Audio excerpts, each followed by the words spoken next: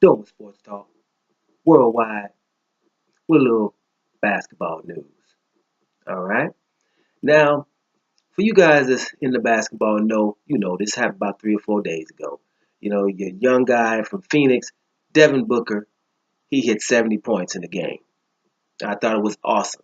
Went back, watched the whole game just to see it from the first point to the last, because he only had 19 in the first half, and to come back and pop off 51 in the second half was good to see. But what I seen in that game, which really was good, was how his teammates were reacting and the coaching staff were reacting. They could have taken the man out of the game when he got 50 something. They were losing or 60. They just kept him in the game and tried to go for it, because at the end of the day, you don't know when you see history, you don't know if it's going to happen again. Ever. An injury could happen. This guy never had these memories. So it's good to see when people just say, you know what, we're going to go for it. We know we're losing.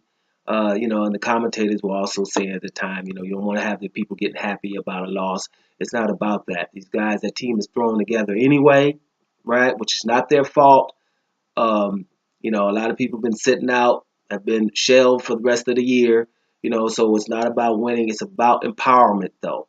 It's also about the next year. When you got a Devin Booker, you want to let people know he's in your town. You might get free agents to come that way. And it's not only that, it's just his confidence, his team's confidence in him going forward. So I was good to see them do that, right? I enjoyed it. And to be, 20 years old, to hit 70 points in an NBA game, man, that is awesome. Period. But it made me start reflecting on my boy Kobe Bryant. Guy's been retired. But it made me reflect on, that 81 points Kobe had against Toronto back in 2006, right? That was an awesome game. That 81 was needed from the beginning to the end. But he sat down, just like a normal do, sat down his normal minutes, right? They were behind. They needed every one of them 81. Well, not every one. Let's say right around 70 is when the game was in the bag, those last 10. But to get 81 to beat Kobe, that's pretty good. Seemed as though he was sitting down.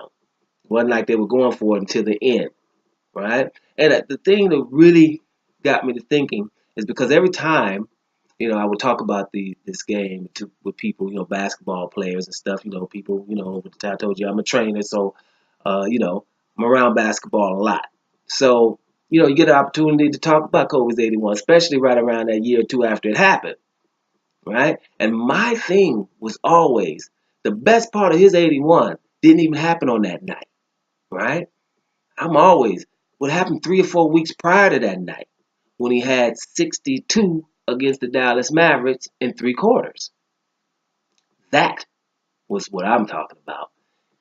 62 points in 3 quarters. Okay? And you didn't play none of the fourth quarter. They were beating Dallas by 19 points. And I remember I was like, man, I was a little bit upset. And this is the good thing. I was upset at Phil Jackson. Because I was like, man, come on, man. Let the man. They're up by 19. Dirk and Whiskey's still on the other side over there. Josh Howard, Marquise Daniels, all them boys. I'm forgetting some names. It's still them. I was thinking, let them go in here and get a couple of Lakers records or something. We weren't talking 80 at the time. 62 was a lot. But the LA record, 66 or 67, go and get Elgin or something.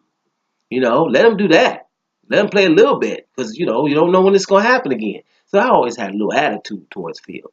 Come to find out that Kobe Bryant didn't want to go back in the game. He said the game's in the bag, it's in the refrigerator. It's about the W. It's not about me hitting 70 points. Sorry about that, Phil, because I sure thought it was you.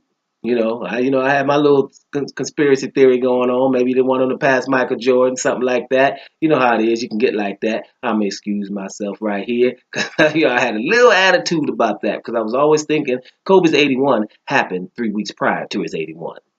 That was my point. And if you let this guy play that fourth quarter of that game against the Dallas Mavericks when he had 62, I'm guaranteeing you that's 80 or very, very close to it, right? And to come back 3, 4 weeks later and hit 81 in the game, telling you how incredible that guy was and how hot he was at that particular time, that was nonsense, ridiculousness, right? So that was pretty cool to see. And the only person to score more than 81 was the 100 points, and that was Wilt Chamberlain. Now, something significant to know, you don't want to, ever tear anything down because it's mythical, 100. But a significant thing to find out is, they didn't even have the 3-second violation at that time, right? They didn't have the three-second violation at that time. So if Wilt Chamberlain's best defender, this man's 7'1", about 275, right? His best defender is 6'10", 220. And the one after that is 6'6", about 210 or 200. You understand? And no 3-second violation.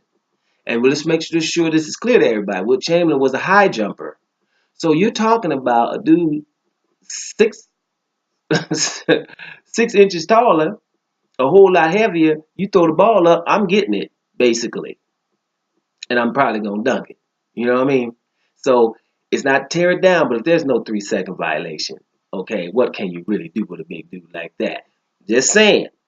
These Kobe points are coming from a whole different place, pretty much everywhere, right? But that's just still stats that are very significant to me. So, it went from Devin Booker, giving him some love for that 70 to Kobe's 81 to basically, Kobe basically had 81 twice in that year if he was able to play that fourth quarter in that game. Now, I'm the kind of coach is, like I told you, I would go for this guy chasing history because it doesn't happen every day, right? I would try to explain to the opponent's coach, hey, we're going to go for this. I'm not trying to, put it in your face, but I'm just trying to empower my athlete here and my team, right? See if they're going to rally around the guy and see if we're going to all do something, put our own stuff in the back burner to help this guy do something significant or historical, right? It bonds, basically. Or you can at least look and see if it bonds, or if you got people that within your midst that are hater. And that's what you don't want in team sports, right? So that will give you an opportunity to check that out. So at the end of the day, Booker's 70, Kobe's 81 and 62 in the same season. To me, it's 2 times 80. Some good scoring from all these boys, but at the end of the day, I was giving love to both of them, Devin Booker, but definitely my man, my retired homeboy, Kobe Bryant, with his 81 and 62 in one season. That's about it, y'all. Doma Sports Talk, worldwide, and I'm up out of here.